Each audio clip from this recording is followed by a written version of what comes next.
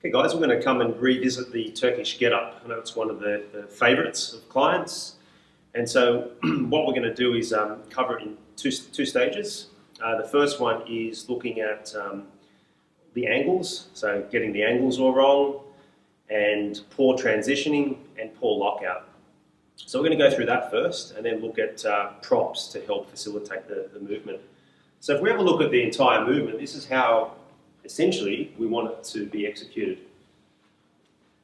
So we're going to ensure the client gets into this safety roll, so the bell is close to his shoulder, hand under grips, over grips, roll. Then from here, he can press the bell up. Now from the onset, he's going to have to make sure that shoulder is in a strong lockout position from the elbow and the wrist with external rotation. He's got his foot, the right one, bent and slightly off to the side. So same arm, that's locked out, same leg bent. And you'll see with his other leg, it's off to the side, but his hip is actually opened, not closed. That's going to be important for the next stage. His free arm is flat and 45 degrees from the torso.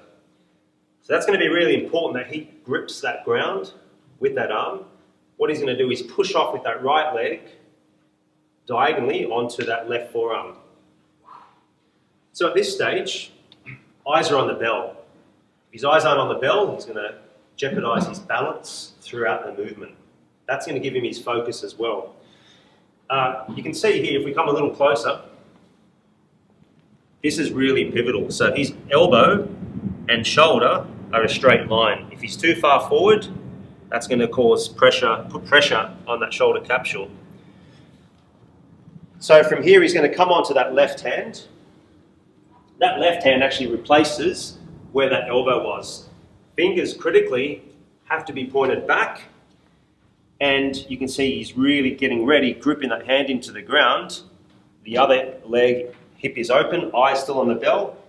He's going to drive up into a bridge now. So from here we have a nice T-shape where the weight is sitting directly under that fixed hand, supported by that right leg.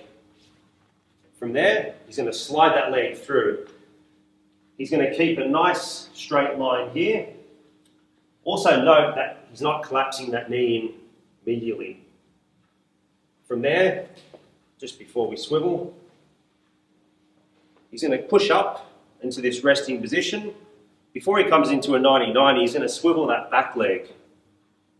Then he's going to look forward and finish the movement. The other hand, left one, is just counterbalancing. And we're just going to reverse this movement.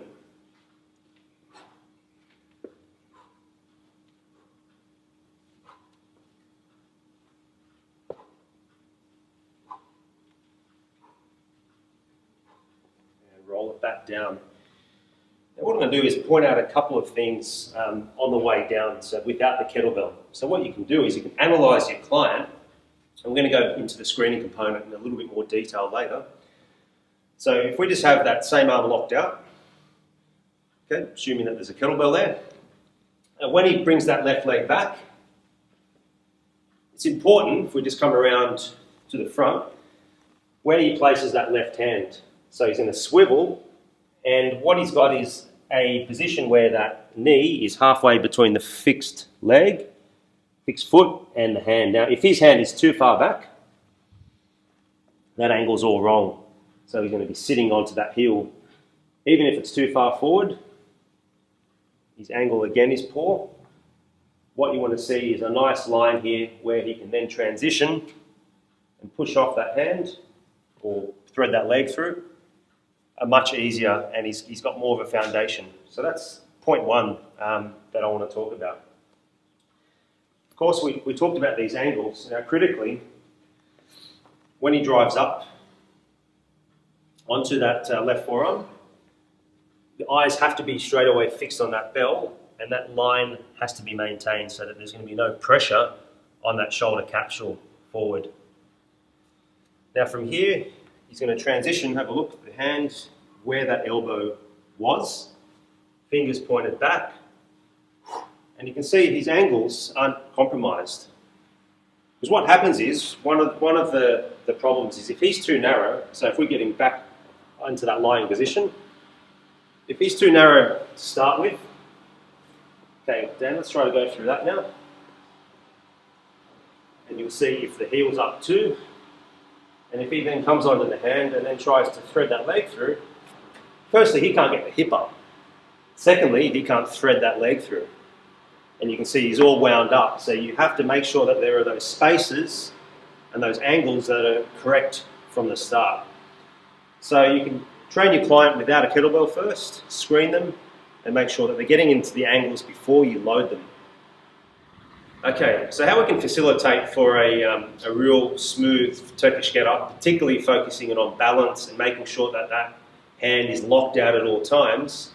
We're going to use a couple of props. The first one is the shoe. So you can see he's already ready. He's going to get into position.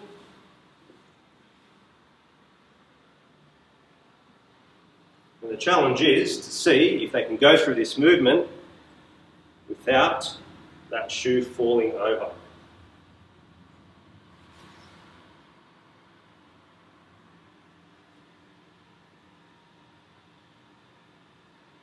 Reverse it. His eyes are fixed steadily on that shoe.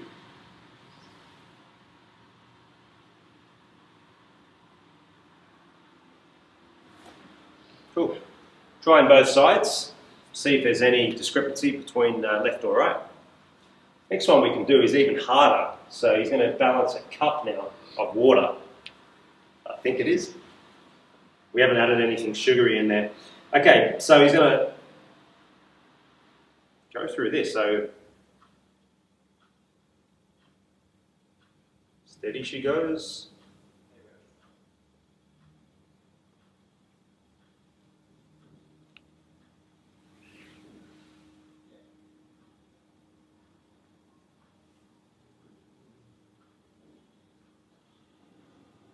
Can't hear a penny drop at the moment. And then he's going to reverse it now.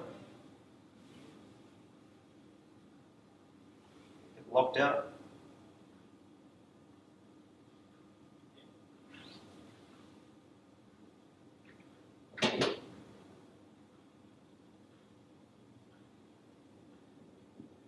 Well done, you can drink that cup of water now. So with that particular drill there, it ensures that the client really maintains focus throughout that movement. Were you focused? Absolutely. Try that.